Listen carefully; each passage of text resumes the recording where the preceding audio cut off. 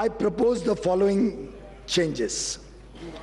Individual taxpayers having taxable annual income up to rupees 5 lakhs will get full tax rebate.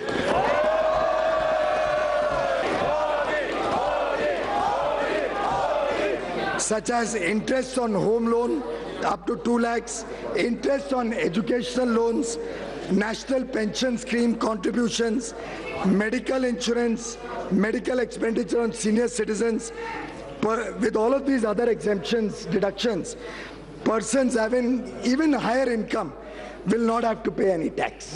This will provide tax benefit of 18,500 crore rupees to an estimated 3 crore middle class taxpayers.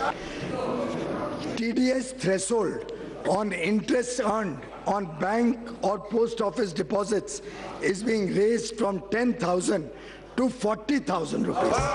GST aims to benefit small traders, manufacturers and service providers. Exemptions from GST for small businesses have been doubled from 20 lakh to 40 lakhs.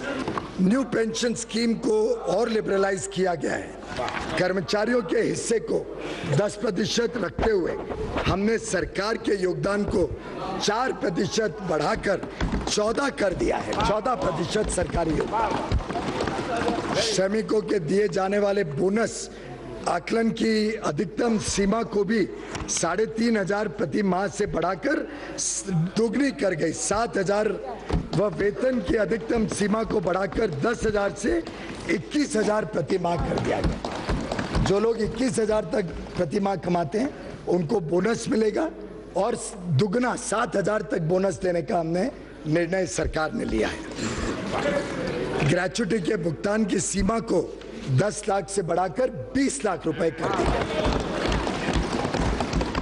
PM किसान इस योजना के तहत जो vulnerable किसान हैं, जो छोटी जमीन रखते हैं, 2 हेक्टेयर तक की जिनकी जमीन है, 2 हेक्टेयर तक की जमीन को, उन सभी को सीधा उनके इनकम में सपोर्ट, डायरेक्ट इनकम सपोर्ट 6,000 रुपए प्रति वर्ष के हिसाब से देने का निर्णय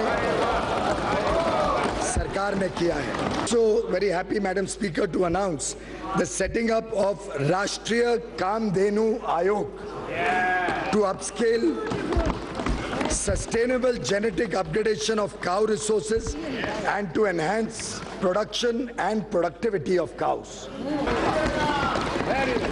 मार्च 2019 तक सभी इच्छुक परिवारों को बिजली का कनेक्शन मिल जाएगा।